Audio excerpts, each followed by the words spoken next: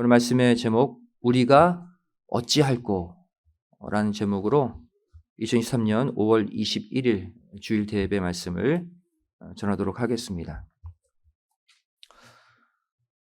저는 먼저 한 가지 질문으로 오늘 설교를 시작하고자 합니다. 하나님께서 저와 여러분을 이곳 교회로 인도하신 근본적인 목적이 무엇일까요? 근본적인 목적.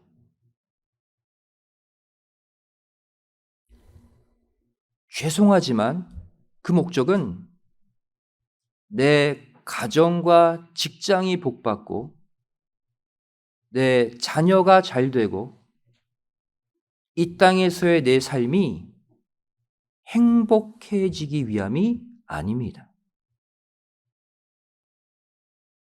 이것은 교회를 다님으로 얻는 부수적인 유익은 될 수 있을지 몰라도 하나님이 말씀하시는, 하나님이 우리를 부르신 궁극적인 목적은 아니에요. 성경은 하나님께서 우리를 교회로 인도하신 목적을 다음과 같이 밝히고 있습니다. 먼저 이사야 43장 7절 말씀을 보시면 무릇 내 이름으로 일컫는 자 곧 내가 내 영광을 위하여 창조한 자를 오게 하라. 그들을 내가 지었고 만들었느니라. 무엇을 위하여 우리를 불렀대요? 하나님의 영광을 위하여 창조한 그 사람들을 불렀다 그랬어요.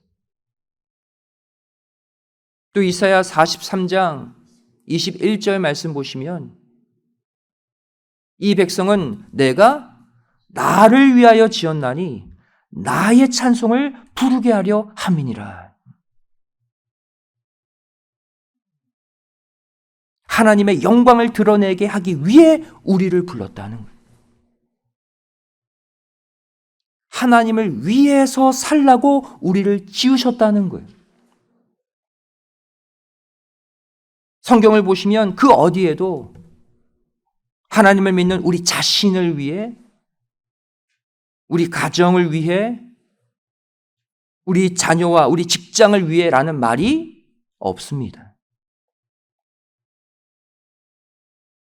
철저하게 하나님을 위해, 철저하게 하나님의 영광을 위해 우리를 이곳에 부르셨다는 거예요.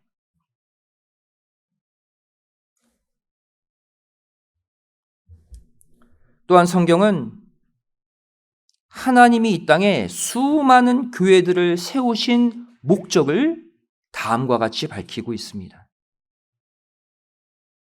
마태복음 16장 16절 말씀 보시면 베드로의 위대한 신앙 고백이 나오죠. 시몬 베드로가 대답하여 가로되 주는 그리스도시요 살아계신 하나님의 아들이십니다.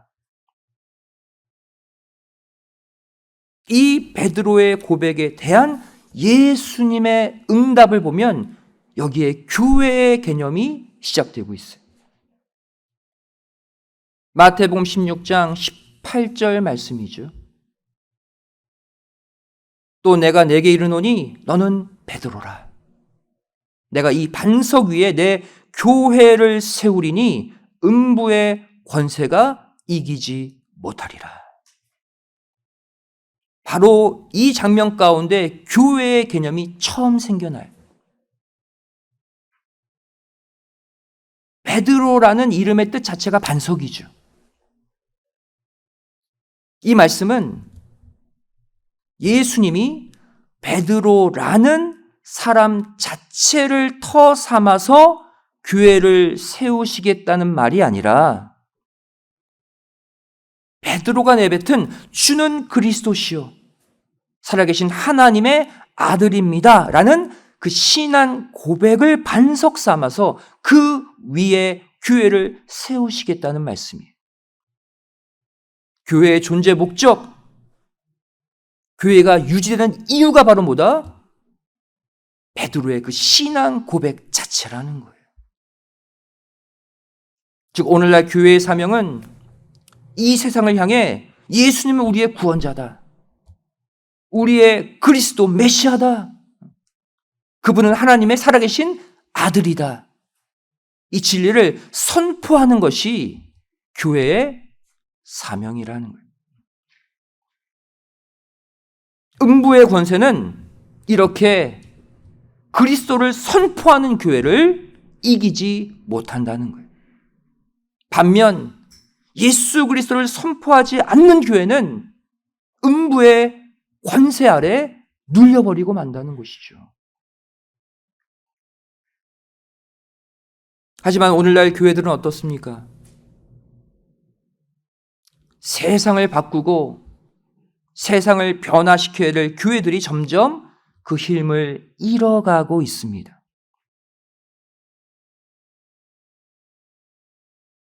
그 이유가 무엇일까요? 교회가 바른 말, 올바른 소리를 선포하는 것이 아니라 세상이 듣기 좋은, 사람들이 좋아하는 소리들을 내뱉기 때문이에요.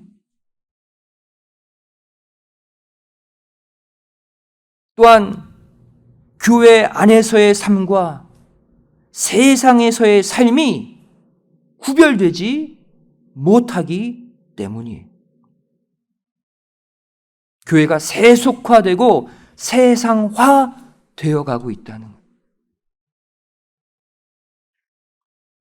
성도 여러분, 교회의 힘은 세상과 구별된 거룩에서 나옵니다. 세상과 차별되고 세상과 다른 교회가 될 때 그 교회가 하나님의 힘을 발휘하는 거예요. 그리고 이 거룩은 세상이 듣기 좋은, 사람들이 듣기 좋은 말이 아니라 세상이 들어야 할, 사람들이 들어야 할 하나님의 말씀을 선포할 때 생겨나는 거예요.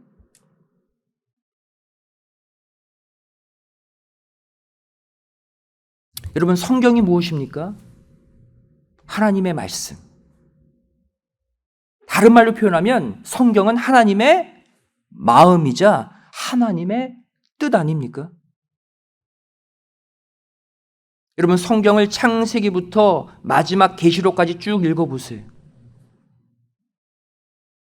이 가운데 나를 위로하고 내게 평안을 주고 내가 듣기 좋아하는 말씀들은 생각보다 그렇게 많지 않아요. 오히려 대부분의 말씀이 잘못된 나의 생각, 잘못된 나의 마음, 내 뼛속 깊이 박혀있는 그 욕심과 죄성을 찔러서 쪼개는 말씀들입니다. 왜냐하면 우리는 근본적으로 타락한 속성을 갖고 있기 때문이에요. 말씀은, 성경은 그것을 고치기 위해 우리에게 주신 거예요. 히브리서 4장 12절은 성경 하나님의 말씀을 이렇게 비유하고 있습니다.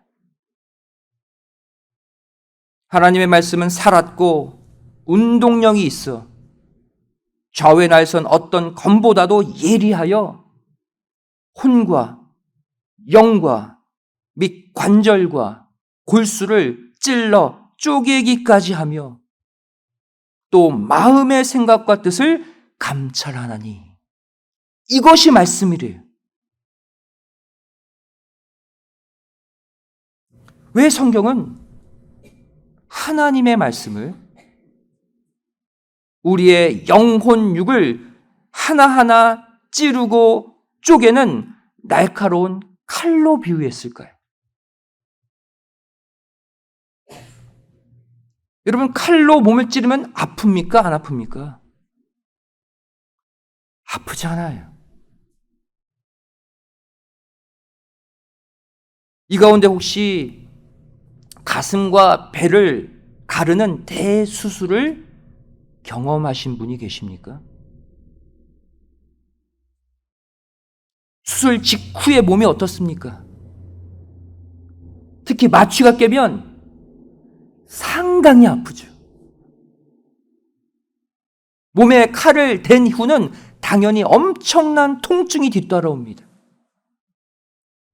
어떤 사람은 수술 후에 그 통증이 몇 개월간 지속되는 분도 있어요. 이러한 현상은 우리에게 무엇을 알려주고 있습니까? 하나님의 말씀을 우리가 제대로 만나서 수술을 받게 되면 그만큼 내가 아파야 정상이라는, 내 속에 감추던 죄성, 세상에 대한 욕심, 남에 대한 시기, 미움, 하나님보다 더 좋아하는 세상의 재미,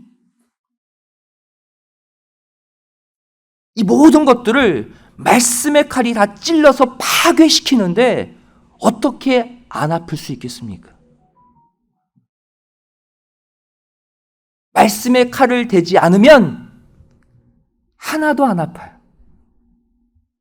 내가 영육간 건강한 줄 알아요. 하지만 죽음의 암세포는 나도 모르게 내 몸속을 퍼뜨리고 있는 거예요. 여러분, 큰 대수술 후에 시간이 지나면 수술로 인한 통증은 사라집니다. 그리고 근본적으로 나를 괴롭혔던 그 병에서 해방돼요. 그리고 몸이 건강해지고 편안해지듯이 말씀의 대수술을 받은 후에 그 당장은 아프고 고통스럽지만 기분도 그렇게 좋지는 않지만 결국 죄와 사망에서 해방된 진정한 평안, 진정한 상쾌함이 우리 인생을 더욱 생명력 있게 만든다는 사실을 반드시 믿으시기 바랍니다. 말씀의 대수술을 받으세요. 그러면 근본적으로 내 삶이 활기를 되찾는 거예요. 오늘 본문 말씀을 볼 때 본문에서 설교하고 있는 사람이 누굽니까?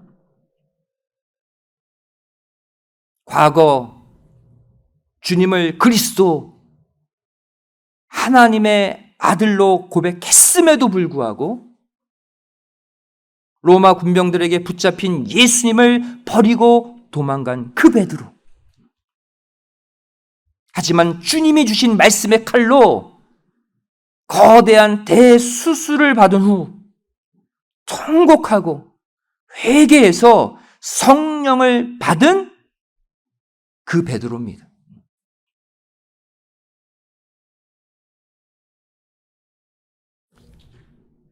베드로의 죄성을 말씀의 칼이 찔러 쪼갠 거예요. 그에게 눈물을 흘리게 했고 그를 통곡하게 만들었고 그에게 성령이 임하게 한 것이 바로 말씀의 수술칼이었어요.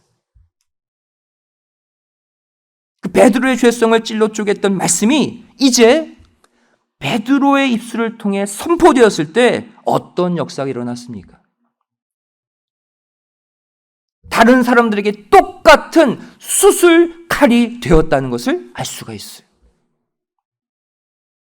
오늘 본문 사도행전 2장 37절이죠. 저희가 이 말을 듣고 마음에 찔려. 칼의 특성이 뭡니까? 마음. 물건을 찌르는 게 칼이잖아요. 마음에 찔려 베드로와 다른 사도들에게 물어 가로되 형제들아 우리가 어찌할꼬 하거늘. 날카로운 검의 말씀이 이들의 마음을 강하게 후벼 팠어요. 한마디로 수술했어요.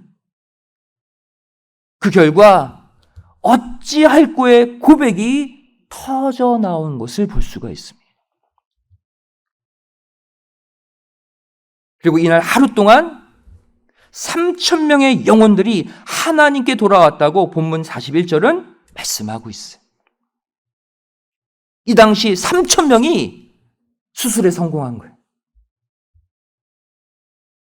대수술을 받고 모든 죄악의 암세포를 제거한 거예요.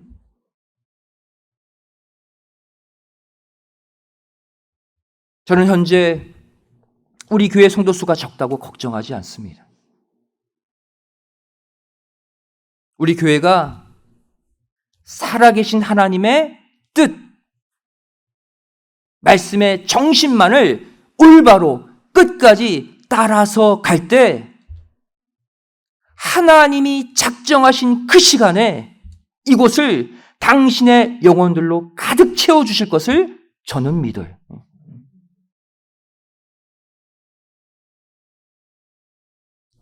이 구속의 일은 하나님께 맡기고 우리가 더 신경 쓰고 더 고민해야 될 것은 현재 내가 하나님을 올바로 믿고 있는가 아닌가 하는 것입니다.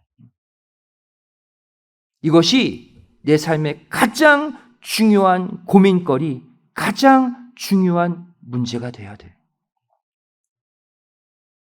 성도 여러분, 말씀의 날선 칼로 우리의 영, 혼, 육 모두가 찔러 쪼개지는 대수술을 받은 자는 반드시 내가 어찌할 거로 나아가게 되어 있습니다. 이제 내가 하나님을 위해 어떻게 살아야 합니까? 내가 교회를 위해 무엇을 해야 합니까? 이 고백과 각오가 말씀의 칼로 수술받은 자의 정상적인 반응이에요. 수술이 성공했다? 내가 어찌할꼬? 말씀의 칼을 대도 반응이 없어. 하나님의 뜻을 고민하지 않아. 그 수술은 온전한 수술이 되지 못한 거예요. 여러분, 성도는 어떠한 존재입니까? 성도는 내가 복받기 위해, 내 문제를 해결받기 위해 교회에 나오는 존재가 아니라 하나님의 소원을 이루기 위해 살고 하나님이 기뻐하시는 그 일을 하고 결과적으로 하나님께 영광 돌려드림으로써 복받는 존재임을 꼭 믿으시기 바랍니다. 과정이 빠지면 안 돼요. 교회에 다니니까 복받겠다가 아니라 내가 이 교회에서 하나님이 원하시는 뜻을 해드림으로 인해 복을 받는 존재들이 되어야 하는 거예요. 성도는 내가 먼저인 존재가 아니라 나를 창조하신 하나님이 먼저인 존재임을 절대 잊지 마시기 바랍니다. 이제부터는 나를 위해 살지 마시고 하나님을 위해 사세요. 그러면 하나님이 우리를 위해 일하십니다. 내 말을 관철시키기 위해 살지 마시고 하나님의 말씀을 관철시키기 위해 사세요. 내 집을 가꾸고 내 집을 채우기 위해 노력하기 전에 먼저 교회를 돌보고 교회의 필요를 채우는 삶을 사시기 바랍니다. 이렇게 나를 불러주신 존재의 이유, 존재 가치에 맞게 살 때 우리의 부족한 것, 우리의 모자란 것, 우리의 연약하고 우리의 모난 부분 하나님이 그 이상으로 채워주시고 회복시켜 주실 줄로 믿습니다. 여러분, 내 힘으로 내 삶의 부족함을 완전히 못 채우잖아요. 하나님을 위해 삶으로 하나님이 내 삶을 채우시는 방식, 그것이 멋진 성도의 인생임을 믿으시기 바랍니다. 여기 계신 분들은 대부분 다 세례를 받으신 세례 교인들이실 거예요. 여러분, 진정한 세례가 무엇일까요?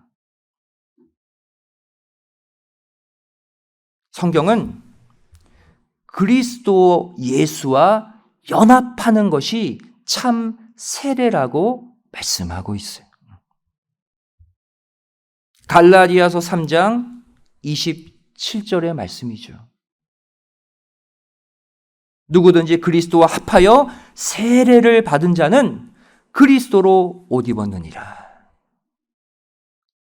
세례 이전과 세례 이후가 어떻게 바뀌어야 할지를 말씀하는 구절이에요. 세례받은 이후에는 누구와 합하여 있대요? 예수 그리스도와 연합되어서 절대 떨어지지 않는 삶, 이게 세례 교인의 삶이어야 한다는 거예요. 에베소서 5장 23절 말씀 보시면 그리스도가 교회의 또 머리라고 말씀하고 있어요. 여러분, 여러분의 머리가 여러분의 몸을 얼마나 살피고 아끼고 보호합니까? 그래서 성경은 예수님을 교회의 머리, 교회를 예수님의 몸으로 비유한 거예요. 여러분 손가락 조금만 칼에 베어도 약 바르고 밴드하고 그러잖아요. 이게 본능이잖아요. 머리의 본능. 여러분이 참 세례 교인으로서 그리스도와 진정 연합되었다면, 여러분 자신의 머리가 예수님이 되셨다면, 주님의 몸된 교회를 주님의 심장을 가지고 더 아끼고 살피고 돌보시기 바랍니다. 그 자가 진정 교회의 머리된 주님과 연합된 자, 진정한 세례 교인이에요. 여러분, 이 교회가 여러분의 이 땅에서의 진짜 집임을 절대로 잊지 마세요. 진짜 우리의 집은 교회고 진짜 우리의 집은 천국 아닙니까? 제가 지난 주일에 놀라운 일을 하나 목격했습니다. 여러분들은 어떻게 생각하실지 모르겠지만 저는 되게 놀라운 일이었어요. 지난 주일에 많은 분들이 교회에 오셨죠. 물론 이것도 놀라운 일이겠지만 지난 주일 사람들이 많이 와서 쓰레기도 그만큼 2배 이상 많이 나왔어요. 보통 여러분들 식사하다 보면 검은색 큰 비닐 쓰레기 봉지 있죠?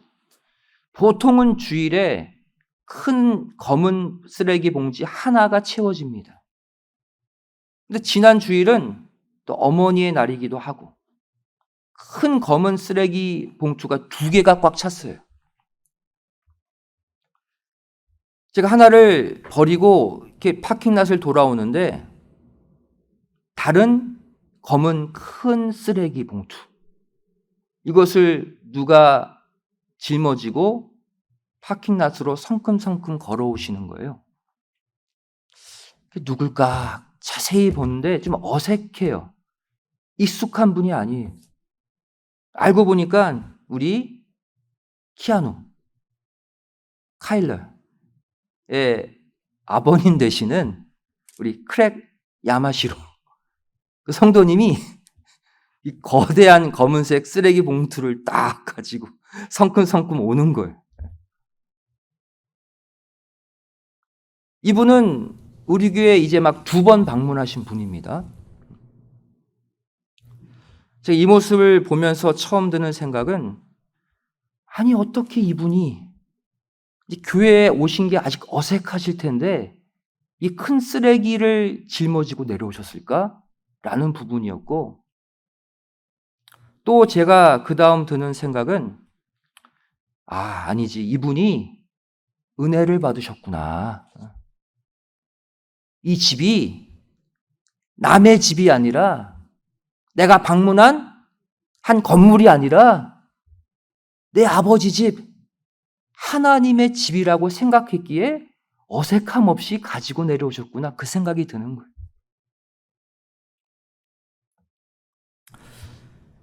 근데 가만히 보면요, 우리 교회에도 보이지 않게 수고하는 분들이 참 많다는 것을 느꼈습니다. 이분 생각하면서 쭉 돌아봤어요. 최근에 우리 교회의 모습을. 곳곳에서 보이지 않게 수고하는 분들이 많이 있다는 거예요. 우리 몇 명 안 되는 남성교회 우리 성도님들. 예전에 비가 와서 오래도록 바꾸지 못한 천정 판넬들, 막 누렇게 빗자국 난 판넬들이 많이 있었어요. 지난 몇 주 사이에 다 교체했어요. 여러분들 본당 위를 보세요. 예전에 누렇게 떴던 모든 빗자국 싹 없어졌어요. 우리 남성교회 성도님들의 보이지 않는 헌신이었습니다. 또 우리 여성교회 성도님들 돌아가면서 전체 성도님들 드실 점심 식사 정성껏 준비하시잖아요. 모르긴 몰라도 자기 당번이 되면 아마 토요일 하루는 완전히 음식 준비에 모든 시간 다 쏟으실 거예요. 또 어떤 분은 이 주일 식사 준비 때문에 일주일 내내 준비하시는 분도 있어요.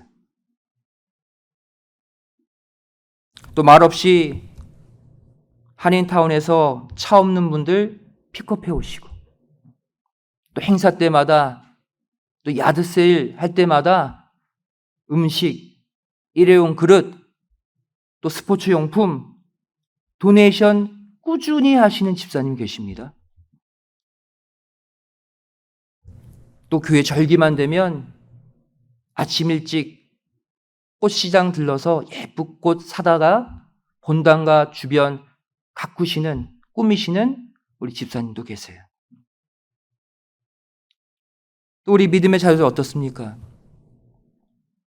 여러분, 요새 어떤 아이들이 주일날 밥 먹고 청소합니까?